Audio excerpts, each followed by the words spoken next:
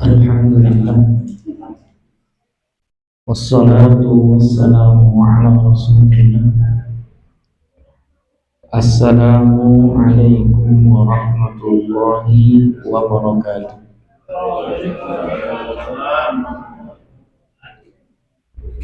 Alhamdulillahi rabbil alamin,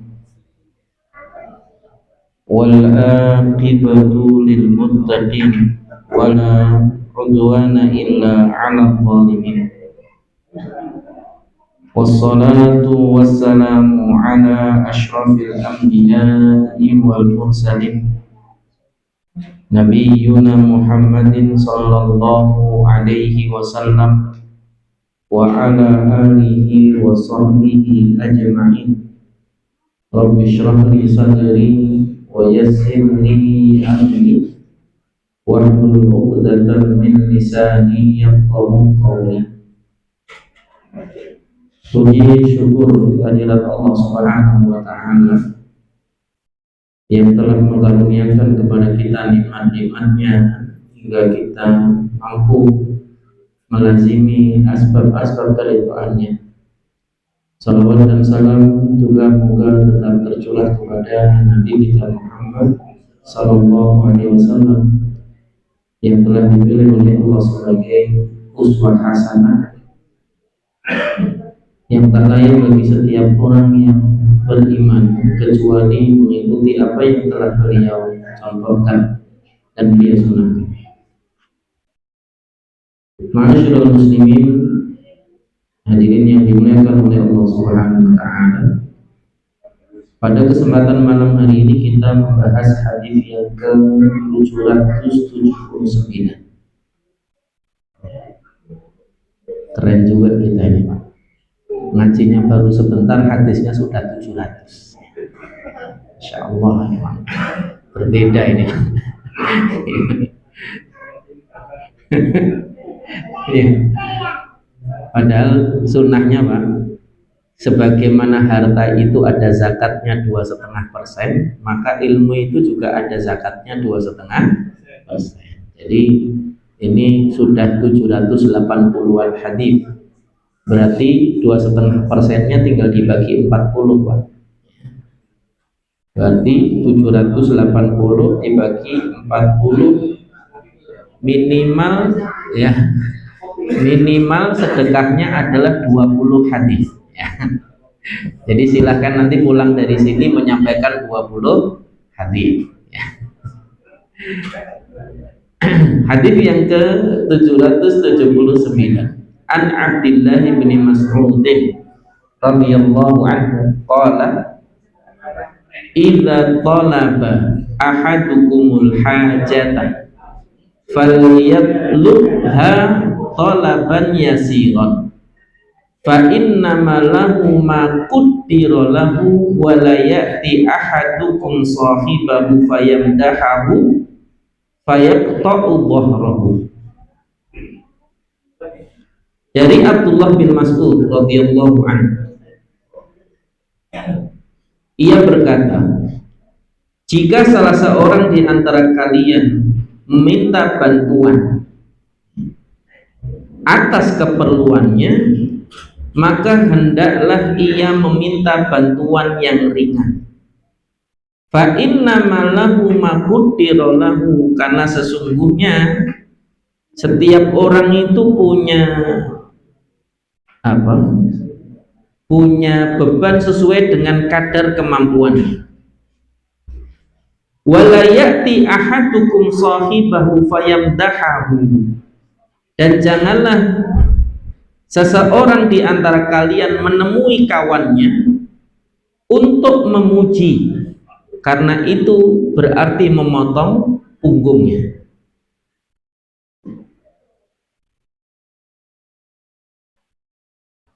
Di dalam hadis yang lain juga Nabi Shallallahu Alaihi Wasallam pernah mengingatkan dari Abu Musa al-Asy'ari radhiyallahu anhu, ketika Nabi Shallallahu Alaihi Wasallam mendengar seseorang memuji kawannya, ya, dan mengangkatnya setinggi-tingginya, maka kemudian Nabi Shallallahu Alaihi Wasallam mengatakan ahlaktum au qata'tum dhahrar rajuli, setelah memotong punggungnya. Hadis-hadis ini menjelaskan kepada kita tentang beberapa hal. Yang pertama adalah adab di dalam meminta bantuan,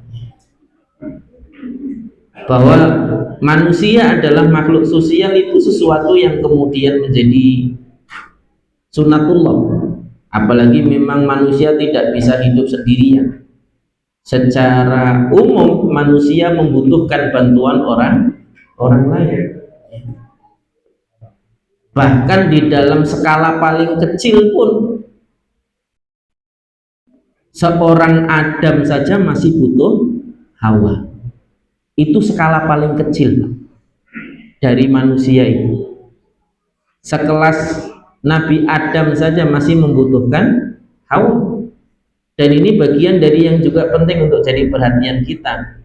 Maka hendaklah ketika kita meminta bantuan orang lain terkait dengan keperluan kita, mintalah bantuan yang ringan-ringan saja. Adapun yang berat-berat ya kita lakoni sendiri, gitu maksudnya. Tapi kalau meminta bantuan orang lain, meminta bantuan yang ringan saja. Alhamdulillah, ahlan wa sahlan. Monggo-monggo. Ya. Jadi ketika kemudian kita meminta bantuan kepada orang lain, hendaklah meminta bantuan yang ringan. Jangan meminta bantuan tapi justru memberatkan. Yang kadang-kadang juga sering kita dapati titip salam ya. Salam untuk siapa? Untuk semua. Untuk siji wae angel loh Pak. Pokoknya kadang-kadang untuk banyak orang. Ini kadang-kadang sengaja kesannya sederhana ya, tapi ini bisa jadi memberatkan. Dan ini penting untuk jadi perhatian kita. Maka di antara adab seseorang ketika meminta bantuan orang lain tadi itu, hendaklah dia mengukur kemampuannya. Dia ini kira-kira mampu nggak kalau dimintai bantuan seperti ini. Kalaupun mampu, hendaklah kemudian dia memberikan beban dengan meminta bantuan tadi itu juga yang ala kadarnya saja. Jangan sampai kemudian malah menghabiskan waktunya, menghabiskan apa istilahnya tenaganya dan lain sebagainya. Dan ini bagian dari salah satu di antara sifat mulia yang diajarkan Nabi kepada kita, ya, yang kemudian apa namanya menjadi salah satu di antara tolok ukur untuk kemudian kita jadikan sebagai pegangan dan pedoman ketika kita meminta bantuan orang lain. Hatta ketika kita memiliki budak sekalipun, kita tidak boleh membebani budak kita dengan tugas-tugas yang berat, apalagi sampai membuatnya kewalahan di dalam melaksanakan tugasnya. Hatta ketika kita punya binatang tunggangan pun Pak, itu nggak boleh membebani binatang tunggangannya lebih dari apa yang layak untuk dia tanggung, gitu loh. Kadang-kadang orang Indonesia ini kalau kemudian ngasih apa istilahnya beban itu nggak kira-kira Pak.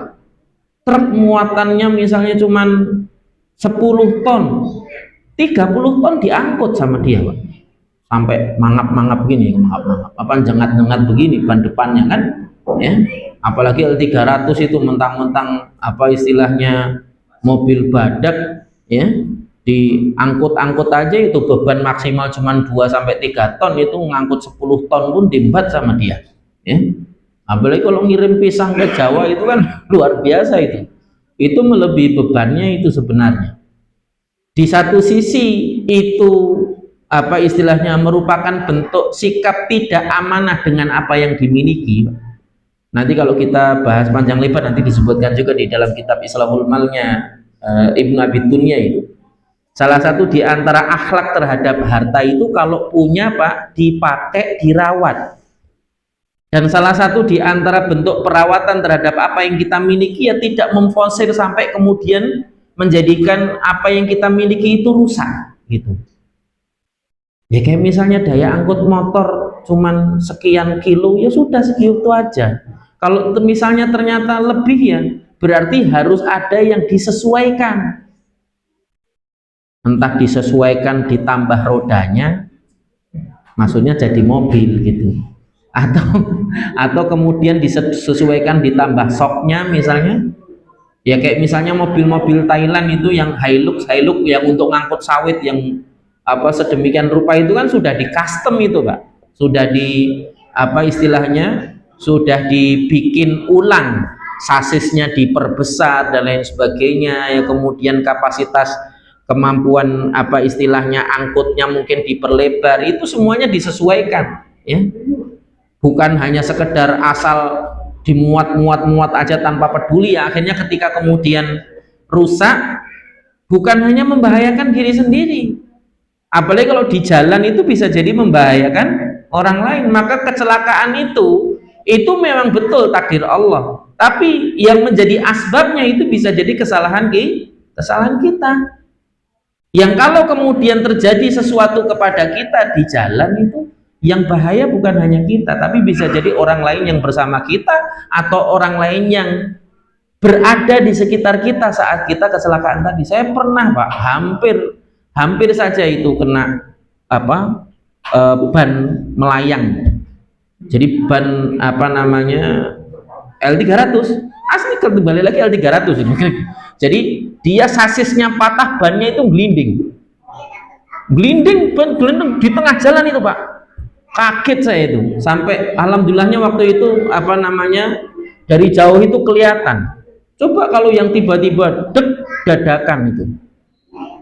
Ada saya punya kawan tuh punya mobil Avanza Pak, baru beli ya, cuman gara-gara ban fuso meletus Pak, mobilnya yang kena akibatnya. Jadi ceritanya dia itu sedang dampingan mau nyelip mobil fuso itu, kemudian qadarullah bannya meledak, penyok langsung Pak, Avanza itu. Jadi pintu itu penyok. Masya Allah, dahsyatnya ledakan ban fuso. Tapi bukan masalah ledakannya yang jadi masalah, bisa jadi bannya itu tidak diperhatikan, wis gundul divulkanisir meneh, gitu kan ya. Yang kedua bisa jadi juga karena memang apa bebannya berlebihan, mau sampai bannya meletus loh Pak. Itu kan berarti sudah overload itu.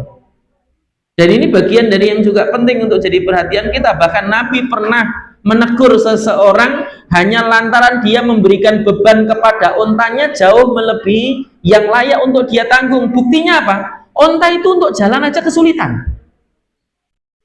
Jadi sesuatu itu kalau terlalu berat Pak, kita juga kalau ngangkut terlalu berat kan kita juga berjalannya aja kesulitan gitu ya. Dan itu bagian dari yang juga penting untuk jadi perhatian. Nabi mengingatkan kita untuk tidak berlebih-lebihan dalam segala hal, termasuk di dalam membawa beban.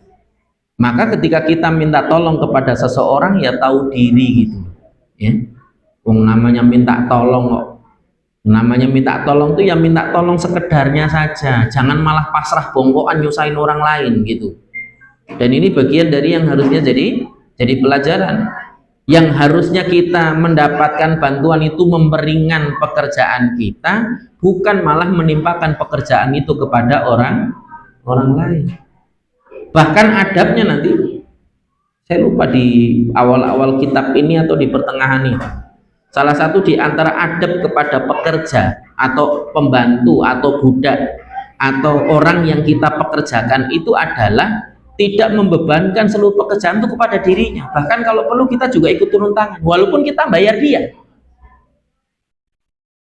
Kalau perlu kita tetap ikut turun tangan. Sedangkan kebanyakan kita ini kalau sudah merasa bayar itu sudah urusan dia, mau susah kayak mau repot kayak mau apa istilahnya kesulitan, udah urusan dia. Wong kita sudah bayar kok. Alasannya kan begitu. Padahal ternyata secara adab bagian dari yang diajarkan oleh Nabi, kalau perlu kita juga ikut turun tangan dalam rangka membantu pekerjaan saudara kita. Apalagi dia melakukan itu untuk memenuhi hajat kita gitu. Dan ini bagian dari yang penting untuk jadi pelajaran kita. Makanya disebutkan di sini, yuthni alaihi bima fihi minal khisalil hamidah wa sifatit thayyibah liyulabbiya lahu amrahu wa yakdhiya lahu hajatahu.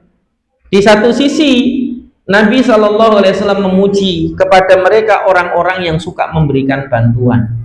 Ya, apalagi nanti di dalam banyak riwayat hadis disebutkan, man yassara mu'siron yassarahullahu yaumal qiyamah. Barang siapa yang memudahkan orang yang kesulitan, Allah akan memudahkan urusannya nanti pada hari kiamat. Ya, dan begitu seterusnya.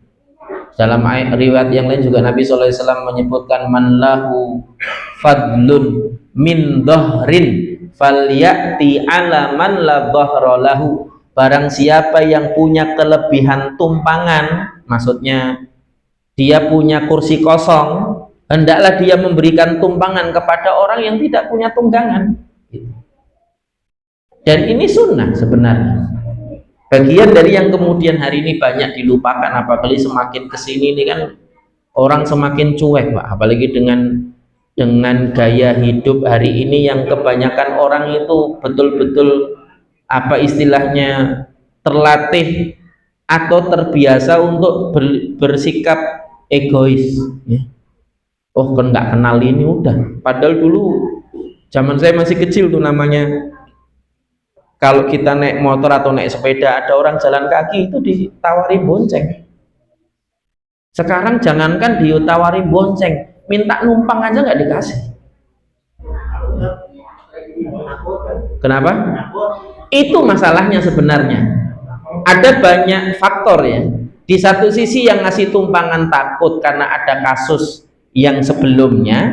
Di sisi lain memberi tumpangan itu juga bagian dari yang dianjurkan. Ya. Yang sebenarnya tadi bahwa karena ini aktivitas muamalah itu kolektif seperti yang tadi saya bilang. Satu hal itu akan berpengaruh kepada yang lain. Satu orang diberi tumpangan tapi nggak tahu diri tadi, misalnya diberi tumpangan malah ngerampok misalnya, malah begal misalnya gitu kan.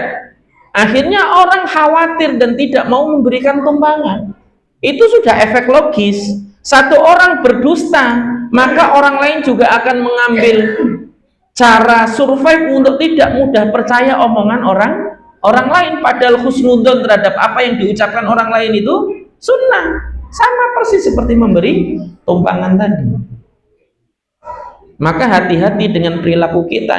Yang rugi bukan hanya kita, bisa jadi orang lain. Ada orang lain betul-betul butuh tumpangan karena sudah kehabisan bekal misalnya. Akhirnya nggak diberikan tumpangan, kenapa? Karena orang khawatir. Itu. Maka perilaku seseorang itu tidak hanya berpengaruh pada dirinya, itu akan berpengaruh kepada lingkungannya. Dan itu bagian dari yang penting untuk hati-hati. Kenapa kemudian salah satu di antara tujuan Nabi SAW mendakwahkan Islam ini adalah untuk memperbaiki akhlak, karena itu yang paling krusial di dalam kehidupan sosial, Pak. Akhlak yang baik. Kalau orang berperilaku buruk itu gampang, Pak, tapi orang berperilaku baik itu sulit. Apalagi ketika dia sendiri butuh. Sedang butuh dimintai utang misalnya gitu, dikasih nggak? Belum tentu. Dewe butuh kok. Ada orang datang ngutang kok minta duit ngutang, mosok dikasih. Dia sendiri butuh. Ya.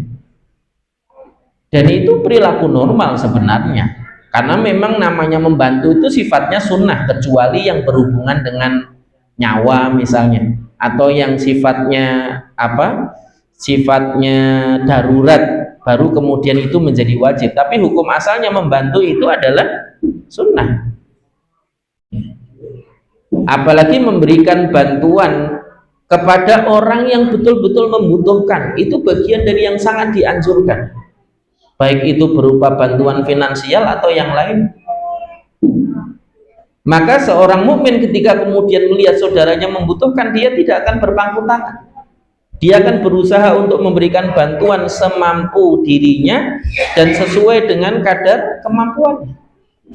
Tapi tidak memberikan bantuan pun bukan berarti buruk, karena bisa jadi yang tidak memberi bantuan itu bisa jadi lebih membutuhkan daripada orang yang harusnya terlihat dibantu tadi. Hanya saja orang yang tidak membantu tadi tidak menampakkannya kepada orang lain. Maka jangan suka suudon kalau kemudian diideri kota infak, yang satu yang satu ngelebokke, yang satu enggak. Karena bisa jadi untuk kesini aja dia bensinnya ngepres itu. Khawatirnya ada yang begitu gitu kan, ya. Ya. Khawatirnya ada yang begitu. Jadi ketika dia pulang jangan-jangan nanti campur dorong itu ya. Sampai beberapa meter terus dorong, habis itu sampai rumah, kan kita nggak tahu ya. Makanya ketika kemudian bermuamalah dengan orang lain itu salah satu di antara adab yang sangat penting untuk didahulukan itu husnudzon. Jangan pernah berprasangka buruk kepada orang lain hanya lantaran dia tidak melakukan apa yang kita lakukan. Ya termasuk hari ini yang datang kajian cuman sekian, nggak usah suudzon Pak, karena bisa jadi di sana hujannya lebih deras daripada di sini. Bisa jadi, kan gitu saya bilang. Nah, intinya dahulukan husnudzonnya tadi. Bisa jadi juga ternyata sudah berangkat kudanan macet mogok motore, kan bisa jadi ketempuan dia pulang udah di tengah-tengah mau lanjut motore mogok dorong juga, arep mampir bengkel rambi duit, bisa jadi kasusnya begitu juga. Tapi sekali lagi ini bukan untuk memperlihatkan kengenesan tadi.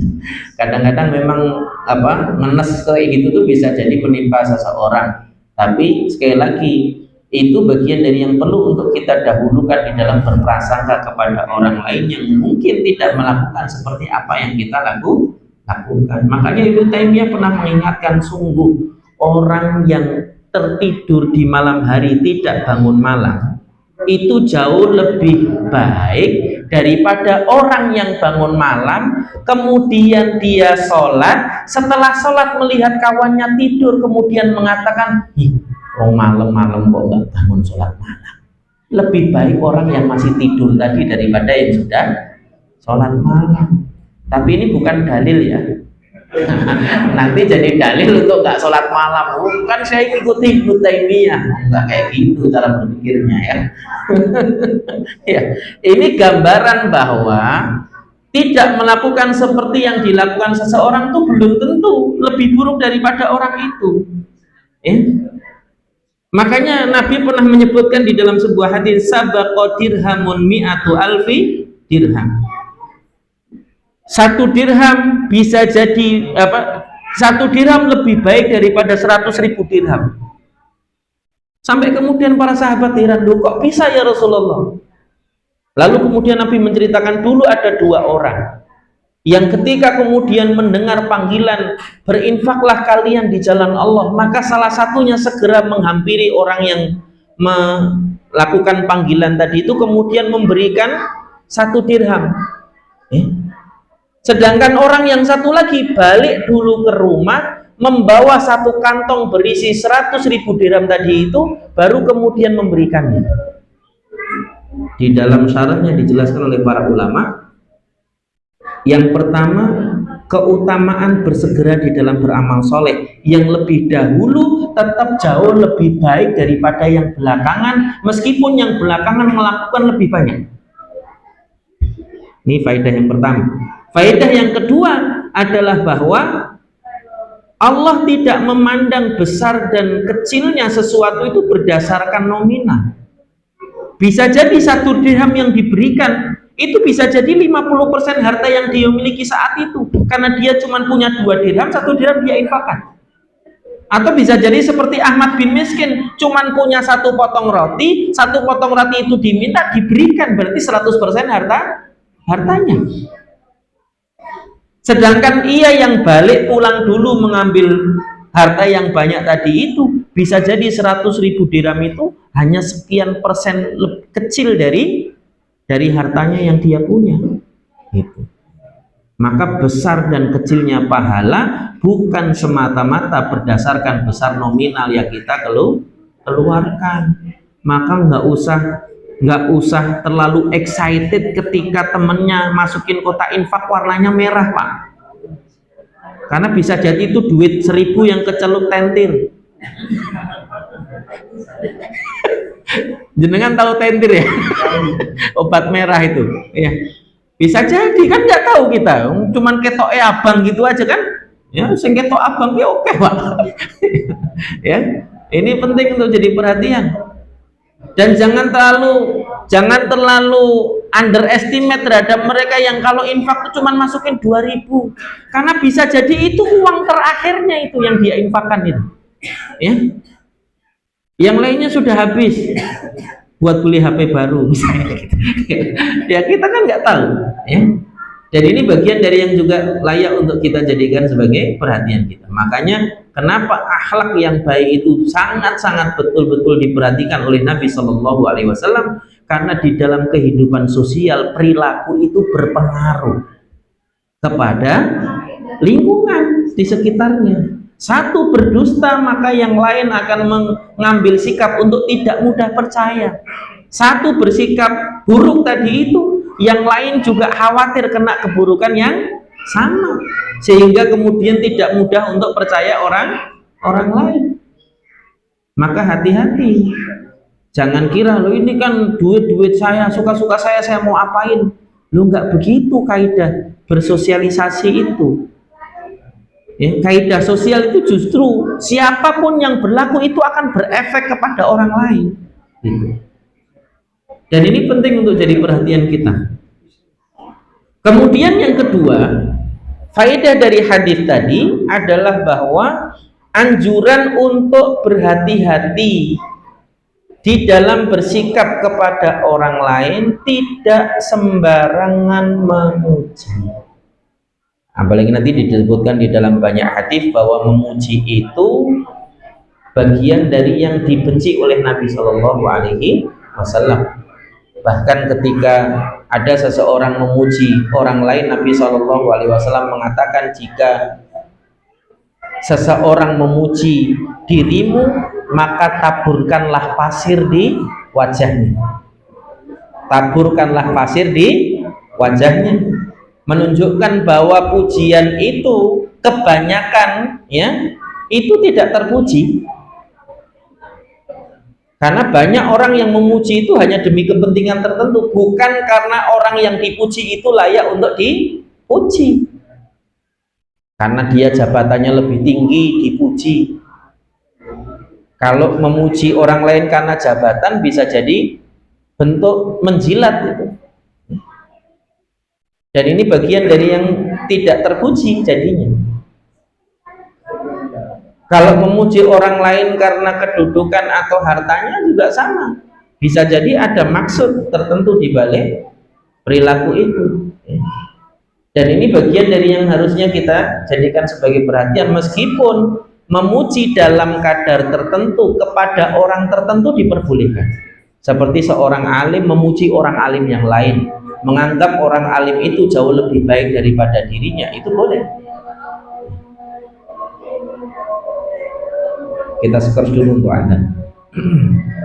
Ya. Jadi kita skor dulu, nanti kita lanjutkan setelah adzan sedikit.